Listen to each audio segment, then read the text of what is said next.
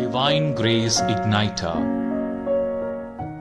ಕ್ರಿಸ್ತರಲ್ಲಿ ನನ್ನ ಒಲವಿನ ಸಹೋದರ ಸಹೋದರಿಯರೇ, ಇಂದು ನಾವು ಸಾಧಾರಣ ಕಾಲದ 17ನೆಯ ಭಾನುವಾರದಲ್ಲಿದ್ದೇವೆ. ಪ್ರಯತ್ನ ಮಾಡಿ ಸೋಲಬಹುದು, ಆದರೆ ಪ್ರಾರ್ಥನೆ ಮಾಡಿ ಸೋಲಲು ಸಾಧ್ಯವಿಲ್ಲ. ಆದ್ಮೇಲೆ ಒಮ್ಮೆ ಒಂದು ಚಿಕ್ಕ ರಾಜ್ಯದ ಮೇಲೆ ಒಂದು ದೊಡ್ಡ ರಾಜ್ಯವು ತನ್ನ ಸೇನೆಯೊಂದಿಗೆ ಚಿಕ್ಕ ರಾಜ್ಯವನ್ನು ಧ್ವಂಸ ಮಾಡಲು ದಂಡೆತ್ತಿ ಬರುತ್ತದೆ. ಆದರೆ ಆ ಚಿಕ್ಕ ರಾಜ್ಯವು ಬಹಳ ಚಿಕ್ಕ ಸೈನ್ಯವನ್ನು ಹೊಂದಿರುತ್ತದೆ. ಹೇಗೆ ಹರಸಾಹಸ ಮಾಡಿದರೂ ರಾಜ ಮತ್ತು ಅವನ ಸೈನ್ಯ ನಾಶವಾಗುವುದು ಖಂಡಿತ ಎಂದು ಭಾವಿಸಿದ ರಾಜ ಓಡಿ ಹೋಗಿ ಒಂದು ಗುಹೆಯಲ್ಲಿ ಬಚ್ಚಿಟ್ಟುಕೊಂಡು ದೇವರಲ್ಲಿ ಜೋರಾಗಿ ಪ್ರಾರ್ಥನೆ ಮಾಡಲು ಆರಂಭಿಸುತ್ತಾನೆ. ದೇವರೇ, ನಿನ್ನ ಮಗ ಬಹಳ ಕಷ್ಟದ ಸಮಯದಲ್ಲಿದ್ದಾನೆ, ನನ್ನನ್ನು ಮತ್ತು ನನ್ನ ರಾಜ್ಯವನ್ನು ನೀನೇ ಕಾಪಾಡು ಎಂದು ಬೇಡಿಕೊಳ್ಳುತ್ತಾನೆ. ಆಗ ಗುಹೆಯ ಎದುರುಗಡೆ ಒಂದು ಜೇಡರ ಹುಳುವು ಬಲೆ ಕಟ್ಟಲು ಆರಂಭಿಸುತ್ತದೆ. ಅದನ್ನು ಕಂಡ ರಾಜ, ಅಯ್ಯೋ ದೇವರೇ, ನೀವು ಒಂದು ಕಲ್ಲಿನ ಗೋಡೆ ಕಟ್ಟಿ ನನ್ನನ್ನು ಕಾಪಾಡುವಿರಿ ಎಂದು ಭಾವಿಸಿದೆ. ಆದರೆ ನೀವು ನೋಡಿದರೆ ಒಂದು ಜೇಡರ ಮೂಲಕ ಬಲೆ ಕಟ್ಟುತ್ತೀರಲ್ಲ ಎಂದು ಹೇಳಿ ಬೇಸರಗೊಳ್ಳುತ್ತಾನೆ. ತಕ್ಷಣ ಸೈನ್ಯದ ಸಪ್ಪಳ ಕೇಳಿಸುತ್ತದೆ. ರಾಜ ಇಲ್ಲಿ ಭಯಭ್ರಾಂತನಾಗಿ ನಾನು ಇನ್ನು ಸತ್ತೇ ಹೋದೆ ಎಂದು ಭಾವಿಸುತ್ತಾನೆ. ಸೈನಿಕರು ಇನ್ನೇನು ಗುಹೆಯ ಒಳಗಡೆ ಪ್ರವೇಶಿಸಬೇಕು. ಆಗ ಸೈನ್ಯದ ಮುಖ್ಯಸ್ಥ ಹೇಳುತ್ತಾನೆ, ನೀವು ಏಕೆ ಗುಹೆ ಒಳಗಡೆ ಹೋಗಿ ಸಮಯ ವ್ಯರ್ಥ ಮಾಡುತ್ತೀರಾ? ಯಾರಾದರೂ ಒಳಗಡೆ ಹೋಗಿದ್ದರೆ ಈ ಜೇಡರ ಬಲೆಯನ್ನು ಸರಿದು ಮುಂದೆ ಹೋಗುತ್ತಾರೆ ಅಲ್ಲವೇ ಎಂದು ಹೇಳಿದರು. ಆಗ ಸೈನಿಕರು ಗುಹೆ ಒಳಗಡೆ ಹೋಗದೆ ಅಲ್ಲಿಂದ ಹೊರಟರು. ರಾಜನ ಜೀವವೂ ಉಳಿಯಿತು. ಹೌದು ನನ್ನ ಆತ್ಮೀಯ ಸಹೋದರ ಸಹೋದರಿಯರೇ, ಪ್ರಾರ್ಥನೆ ಎಂಬುದು ನಾವು ದೇವರ ನಡುವೆ ಇಟ್ಟಿರುವಂತಹ ಅತ್ಯಮೂಲ್ಯವಾದ ಅಸ್ತ್ರವಾಗಿದೆ. ತಾವೊಂದು ನೆನೆದರೆ ದೈವವೊಂದು ಬಗೆದಂತೆ ಎಂಬಂತೆ ರಾಜ ಕಲ್ಲಿನ ಗೋಡೆಯ ಮೂಲಕ ಆತನ ಪ್ರಾಣ ಉಳಿಯಬಹುದು ಎಂದು ಭಾವಿಸಿದ. ಆದರೆ ದೇವರು ಜೇಡರ ಬಲೆಯ ಮೂಲಕ ಆತನ ಪ್ರಾಣ ಬದುಕಿಸಿದರು, ಆತನ ಪ್ರಾರ್ಥನೆಯನ್ನು ಆಲಿಸಿದರು. ಇಂದಿನ ವಾಚನಗಳು ಸಹ ನಮ್ಮ ಪ್ರಾರ್ಥನೆಯ ಮಹತ್ವವನ್ನು ತಿಳಿಸಿಕೊಡುತ್ತದೆ. ಇಂದಿನ ಮೊದಲನೇ ವಾಚನವನ್ನು ಆಲಿಸುವಾಗ ಅಬ್ರಹಾಮನು ತನ್ನ ಒಳಿತಿಗಾಗಿ ಪ್ರಾರ್ಥಿಸದೆ ಪರರ ಒಳಿತಿಗಾಗಿ ಪ್ರಾರ್ಥಿಸುತ್ತಾನೆ.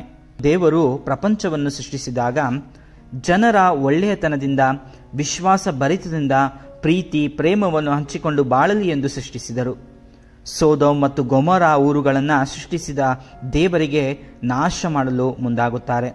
ಕಾರಣ ಅಲ್ಲಿ ವಾಸವಿದ್ದ ಜನರು ಯಾವುದೇ ಮೌಲ್ಯವಿಲ್ಲದೆ ದ್ವೇಷ, ಹಾಗೆ ವಂಚನೆ, ಮೋಸ, ಕೆಡುಕು, ವ್ಯಭಿಚಾರ, ಅನ್ಯ ವಿಗ್ರಹಗಳ ಆರಾಧನೆ, ಈ ರೀತಿ ಪಾಪದ ಕೂಪದಲ್ಲೇ ಜೀವಿಸುತ್ತಿದ್ದರು.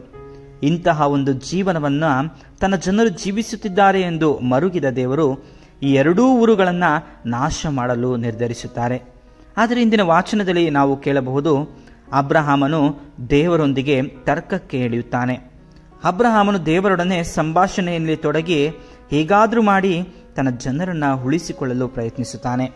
ಹೇಗೆ ವ್ಯಾಪಾರಿಯ ಬಳಿ ಗ್ರಾಹಕರು ಚೌಕಾಸಿತನ ಮಾಡುತ್ತಾರೋ ಅದೇ ರೀತಿ ದೇವರೊಡನೆ ತನ್ನ ಜನರನ್ನು ಉಳಿಸಿಕೊಳ್ಳಲು ಪ್ರಯತ್ನಿಸುತ್ತಾನೆ. ದೇವರೊಂದಿಗೆ 50 ಮಂದಿ ಸಜ್ಜನರು ಅಥವಾ ಒಳ್ಳೆಯ ಜನರಿದ್ದರೆ, ಮಾನವ ಮೌಲ್ಯಗಳನ್ನು ಅಳವಡಿಸಿಕೊಂಡು ಬದುಕುತ್ತಿದ್ದರೆ ಈ ಊರನ್ನು ನಾಶ ಮಾಡದೆ ಉಳಿಸುವಿರೋ? ಹೀಗೆ 50ರಿಂದ 40, 30, 20, ಕೊನೆಗೆ 10 ಮಂದಿ ಸಜ್ಜನರಿದ್ದರೆ ನಾಶ ಮಾಡದೆ ಉಳಿಸುತ್ತೀರೋ ಎಂದು ದೇವರ ಬಳಿ ಅಂಗಲಾಚಿ ಪ್ರಾರ್ಥನೆ ಮಾಡುವುದನ್ನು ನಾವು ನೋಡುತ್ತೇವೆ. ಆದ್ಮೇಲೆ ದೇವರು ಕರುಣಾಮಯಿ. ತಾನು ಸೃಷ್ಟಿಸಿದ ಜನರನ್ನು ನಾಶ ಮಾಡಲು ಅವರು ಎಂದೂ ಸಿದ್ಧರಿಲ್ಲ. ಅವರು ಪಾಪವನ್ನು ದ್ವೇಷಿಸುತ್ತಾರೆ ಹೊರತು ಪಾಪಿಗಳನ್ನಲ್ಲ. ಕೇವಲ 10 ಜನ ಒಳ್ಳೆಯವರು ಇದ್ದರೂ ನಾನು ಅವರ ಊರನ್ನು ನಾಶ ಮಾಡುವುದಿಲ್ಲ. ಆ 10 ಜನರ ಒಳ್ಳೆಯತನಕ್ಕಾದರೂ ನಾನು ಉಳಿಸುತ್ತೇನೆ ಎಂದು ಅಬ್ರಹಾಮನ ಪ್ರಾರ್ಥನೆಯನ್ನು ಆಲಿಸುವುದನ್ನು ನಾವು ಕಾಣುತ್ತೇವೆ. ಇದು ಪ್ರಾರ್ಥನೆಯ ಮಹತ್ವವಾಗಿದೆ. ಆದ್ಮೇಲೆ ಇಂದಿನ ಶುಭ ಸಂದೇಶದಲ್ಲಿ ನಾವು ನೋಡುತ್ತೇವೆ, ಯೇಸುಸ್ವಾಮಿ ಪ್ರಾರ್ಥನೆ ಮಾಡುವುದಕ್ಕೆ ಒಂದು ಶ್ರೇಷ್ಠ ಮಾದರಿಯಾಗಿದ್ದಾರೆ. ಸಂತ ಲೂಕರ ಶುಭ ಸಂದೇಶವನ್ನು ಪ್ರಾರ್ಥನೆಯ ಶುಭ ಸಂದೇಶವೆಂದು ಹೇಳುತ್ತಾರೆ. ಏಕೆಂದರೆ ಪ್ರಾರ್ಥನೆಯ ಬಗ್ಗೆ ಯೇಸುಸ್ವಾಮಿಯ ಪ್ರಾರ್ಥನೆ ಮಾಡುವುದು ಹಾಗೂ ನಾವು ಹೇಗೆ ಪ್ರಾರ್ಥನೆ ಮಾಡಬೇಕು ಎಂಬುದನ್ನು ಎಲ್ಲವನ್ನ ಶುಭ ಸಂದೇಶಕಾರ ಲೂಕನು ಬರೆದಿರುವುದನ್ನು ನಾವು ಕಾಣಬಹುದಾಗಿದೆ. ಉದಾಹರಣೆಗೆ ಯೇಸುಸ್ವಾಮಿ 12 ಮಂದಿ ಅಪೋಸ್ತಲರನ್ನು ಆರಿಸುವುದಕ್ಕಿಂತ ಮುಂಚೆ ಪ್ರಾರ್ಥನೆ ಮಾಡಿದರು. ದೀಕ್ಷಾಸ್ನಾನದ ಮುಂಚೆ 40 ದಿನಗಳ ಕಾಲ ಮರುಭೂಮಿಯಲ್ಲಿ ಉಪವಾಸ ಮತ್ತು ಪ್ರಾರ್ಥನೆಯನ್ನು ಮಾಡುತ್ತಾರೆ. 5,000 ಜನರಿಗೆ ಉಣಬಡಿಸುವ ಮುಂಚೆ ಪ್ರಾರ್ಥನೆ ಮಾಡುತ್ತಾರೆ. ತಾಬೋರು ಬೆಟ್ಟದ ಮೇಲೆ ಪ್ರಾರ್ಥನೆ ಮಾಡುತ್ತಾರೆ. ತಾವು ಮರಣ ಹೊಂದುವ ಹಿಂದಿನ ದಿನ ಸಹ ಗೆತ್ಸೆಮನೆ ತೋಪಿನಲ್ಲಿ ತಾವು ಪ್ರಾರ್ಥನೆ ಮಾಡಿ ತಮ್ಮ ಶಿಷ್ಯರಿಗೂ ಪ್ರಾರ್ಥನೆ ಮಾಡಲು ಹೇಳುತ್ತಾರೆ.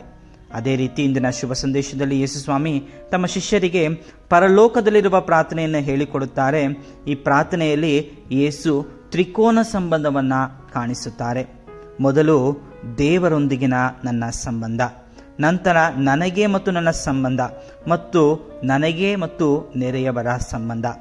ಪ್ರಾರ್ಥನೆ ಮೂವರನ್ನು ಒಂದುಗೂಡಿಸುತ್ತದೆ. ದೇವರ ಮಹಿಮೆ, ತನ್ನತನದ ಉದ್ಧಾರ ಮತ್ತು ಪರರ ಏಳಿಗೆಯನ್ನು ಪ್ರಾರ್ಥನೆ ಬಯಸುತ್ತದೆ. ಹಾಗಾದರೆ ಆದ್ಮೇಲೆ ಈ ಪ್ರಾರ್ಥನೆಯ ಫಲವೇನು? ಯೇಸು ಸ್ವಾಮಿ ಮತ್ತೆ ಮುಂದುವರಿಸುತ್ತಾ ತಮ್ಮ ಶಿಷ್ಯರಿಗೆ ಹೇಳಿದಂತೆ, ಕೇಳಿರಿ ನಿಮಗೆ ದೊರಕುವುದು, ಹುಡುಕಿರಿ ನಿಮಗೆ ಸಿಗುವುದು, ತಟ್ಟಿರಿ ನಿಮಗೆ ಬಾಗಿಲು ತೆರೆಯಲಾಗುವುದು. ಆದರೆ ನಾವು ಸಮಾಜದಲ್ಲಿ ನೋಡುತ್ತೇವೆ, ಜನರು ಬೇಡಿದ ತಕ್ಷಣ ಅದು ದೊರಕಿಬಿಡಬೇಕು.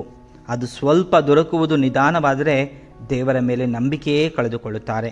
ಮತ್ತೆ ಕೆಲವರು ಎಷ್ಟೇ ಬಾಗಿಲು ತಟ್ಟಿದರೂ ಯಾರೂ ತೆರೆಯುತ್ತಿಲ್ಲ ಎನ್ನುವುದುಂಟು. ಮತ್ತೆ ಕೆಲವರು ಹುಡುಕುವ ತಾಳ್ಮೆಯೇ ಇಲ್ಲ.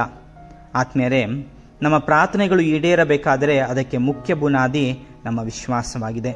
ಯಾವ ರೀತಿ ಬುನಾದಿ ಇಲ್ಲದ ಮನೆ ಬಹುಕಾಲ ನಿಲ್ಲುವುದಿಲ್ಲವೋ ಅದೇ ರೀತಿ ವಿಶ್ವಾಸವಿಲ್ಲದ ಪ್ರಾರ್ಥನೆ ಫಲಿಸುವುದಿಲ್ಲ. ಯಾವ ರೀತಿ ಕೆಟ್ಟವರಾಗಿರುವ ಅಥವಾ ಸಾಮಾನ್ಯ ಮನುಷ್ಯರಾಗಿರುವ ನಮಗೆ ನಮ್ಮ ಮಕ್ಕಳಿಗೆ ಯಾವುದು ಒಳ್ಳೆಯದು ಯಾವುದು ಕೆಟ್ಟದು ಎಂದು ತಿಳಿದಿರುವಾಗ ನಿಮ್ಮ ಸ್ವರ್ಗದಲ್ಲಿ ನಿಮ್ಮ ತಂದೆಗೆ ಮತ್ತೆಷ್ಟು ತಿಳಿದಿರುವುದಿಲ್ಲ. ಆದ್ದರಿಂದ ಆದ್ಮೇಲೆ ವಿಶ್ವಾಸವುಳ್ಳವರಾಗಿ ನಮ್ಮ ಪ್ರಾರ್ಥನೆಗಳನ್ನು ನಾವು ತಂದೆ ದೇವರ ಪಾದದ ಬಳಿ ಸಮರ್ಪಿಸಬೇಕಾಗಿದೆ. ಹಾಗಾದರೆ ನಮ್ಮ ವಿಶ್ವಾಸವನ್ನು ದೃಢಪಡಿಸಿಕೊಂಡು ನಾವು ಹೇಗೆ ಪ್ರಾರ್ಥನೆಯನ್ನು ಮಾಡಬಹುದು? ಮೊಟ್ಟ ಮೊದಲನೇದಾಗಿ ಮಾರ್ಕನು ಬರೆದ ಶುಭ ಸಂದೇಶ ಅಧ್ಯಾಯ 11 ವಚನ 28 ಹೇಳುವಂತೆ, ನೀನು ಪ್ರಾರ್ಥನೆ ಮಾಡಿ ಏನೇನು ಬೇಡಿಕೊಳ್ಳುತ್ತೀಯೋ ಅದನ್ನೆಲ್ಲ ಹೊಂದಿದ್ದೇವೆಂದು ನಂಬಿ.